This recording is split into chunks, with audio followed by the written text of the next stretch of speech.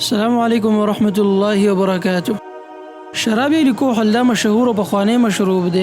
2016 کې د شراب په تاریخ باندې ریسرچ وشو، نو دا غینه دا معلومه شو چې دا مشروب چین والو په ولني ځل تیار کړو د نن 15000 کال مخکې. دا یو پخوانی مشروب دی چې نن سبا خاص کر مغربي ملکونو کې په اعلی سطح باندې د دې استعمال کیږي. ورلد هیلث ارګنایزیشن کوم چې عالمي سطح باندې د صحت یو اداره ده، دوی وایي چې په یورپ کې 2.3 ارب خلک د دې استعمال کوي او د دې تعداد نه د دنیا درېمه یا څلورمه حصه آبادي جوړیږي.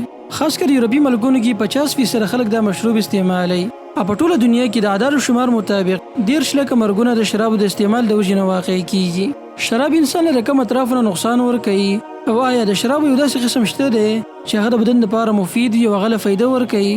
اول خو راځو بری خبره ځان پوه کوو چې شراب څنګه یو انسان له نقصان ورکوي.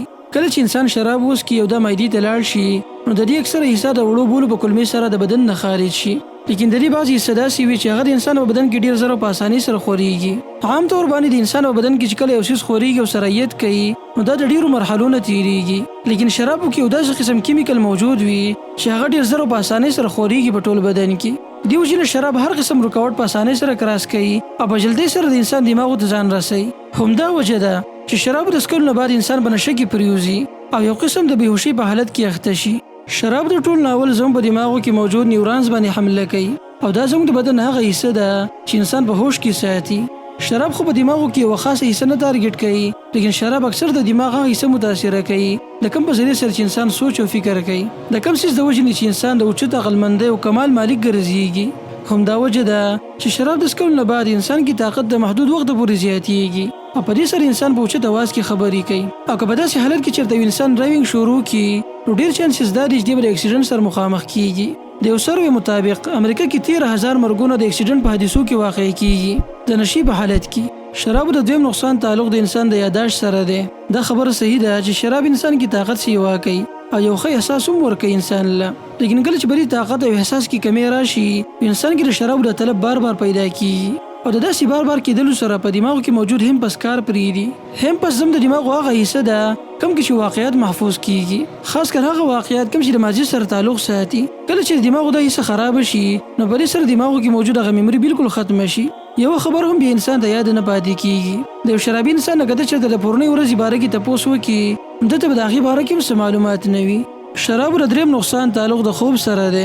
شراب د خوب لپاره موجود نظام ډیر متاثره کوي. د یو عام انسان په خوب کې او د شرابي په خوب کې ډیر فرق وي. عام طور باندې د صحتمند انسان د خوب لپاره 3 مراحل وي. د دې مراحلو تفصیل مونږ دلته نشو کولای، لیکن دومره یاد ساتئ چې د 3 مرحلې د انسان د بدن لپاره ډیر اهمیت لري. کوم انسان چې شراب څښي، نو د هغه د خوب د مراحل ډیر خراب وي. داسې قسم انسان بار بار په خوب کې راپاسېږي اگر چې دې ته په خپله د دې احساس نه کیږي. یو شرابي انسان ته که چېرته د هغه د عادت موافق شراب میلاو نه شي، نو دې بیا د ډېر بوج او ټینشن ښکاره کیږي. دا شان په قلاره بیا د بیماري وروسته ډیپریشن ته بدله شي، او ډیپریشن چې کله زیات شي، نو تاسو خو پته ده چې انسان ته بیا د خودکشۍ نه علاوه د خلاصې بله څه لار په نظر نه راځي. او د دې سره شراب د کینسر دپاره هم یو غټ سبب دی، کومه چې یو محرکه بیماري ده. د کینسر نه علاوه د معدې بیماریانې، په سر باندې درد، بوج وغیره ډېر بیماریانې د دې نه جوړېدلی شي.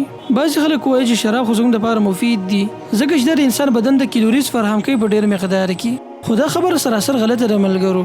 وجه دا ده چې د عام خوراک نه چې د انسان بدن ته کم کیلوریز فراهم کیږي، دا په ډېر مقدار کې یو فایدې والا وي د انسان دپاره، لیکن دا کم کیلوریز چې د شراب نه بدن ته راځي، نو دا دومره کم وي چې بالکل په نشي حساب وي.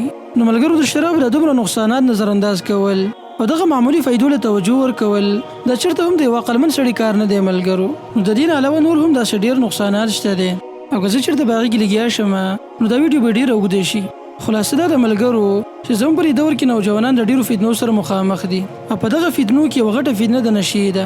زموږ په معاشره کې تقریبا هر شپږم کس د دې نشې په جال کې راګیر دی. داسې قسمه نوجوانانو ته به زه دا ووایم چې څومره زر کېدلی شي نو ځان د دې نشو نه لرې کوي.